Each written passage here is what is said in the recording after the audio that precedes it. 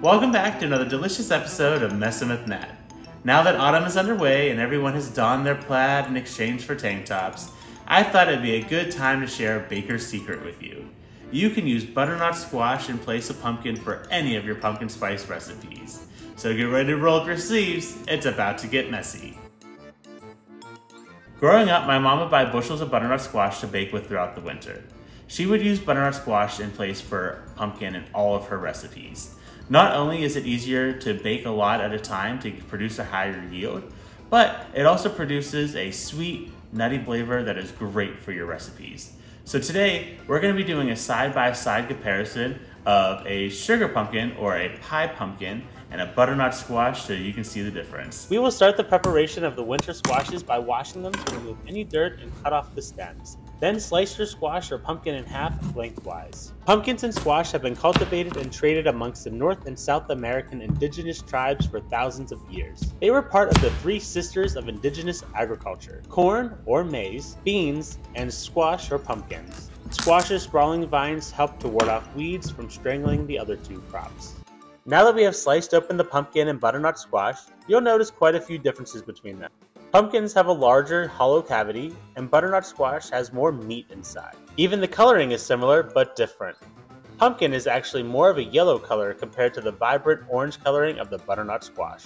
Remove the guts and the seeds with a spoon. Remember to save your seeds to plant your own crop next season or to bake for your own homemade pumpkin seeds. Butternut squash, unlike the long history of pumpkin, has only been around since the mid-1940s when it was bred and cultivated by Charles Leggett of Stowe, Massachusetts. He created butternut squash by combining gooseneck squash and pumpkin to produce a higher yield, better tasting squash for consumers. You'll then coat the skin of the squash and pumpkin with oil to help seal in the moisture during baking.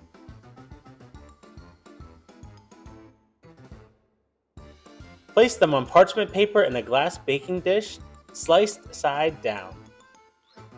Bake them at 350 degrees Fahrenheit. Your pumpkin should take about 40 to 50 minutes. The squash will take around 60 to 65 minutes. You'll know they are done when you poke a fork into the skin and it sinks easily into the squash. Allow them to cool on a wire rack. Once they have cooled, you can scoop the meat out of the squash with a spoon to remove it from the skin and put it into a blender or food processor. Add in 1 tablespoon of pumpkin spice seasoning. I prefer baking my squash and pumpkins rather than steaming them because it brings out a sweeter flavor and you can save all of the juices that bake out of them to pour right back into the puree. Add in 1/8 to 1/4 cup of water. Once you have created your puree, store it in the fridge or freezer until needed.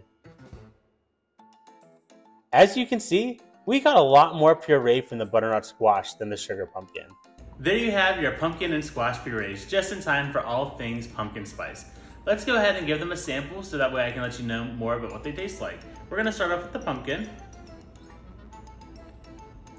So the pumpkin kind of, just like has the flavor profile that you're looking for.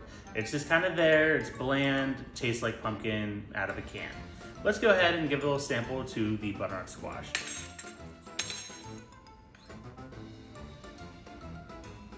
Now, for the butternut squash, it's a little smoother, a little thinner, but the taste is perfect. Like, it really gives you that pumpkin flavor that you're used to tasting out of all those fake ingredients, but it gives you a nice natural one. It's sweet, it's nutty, it's smooth.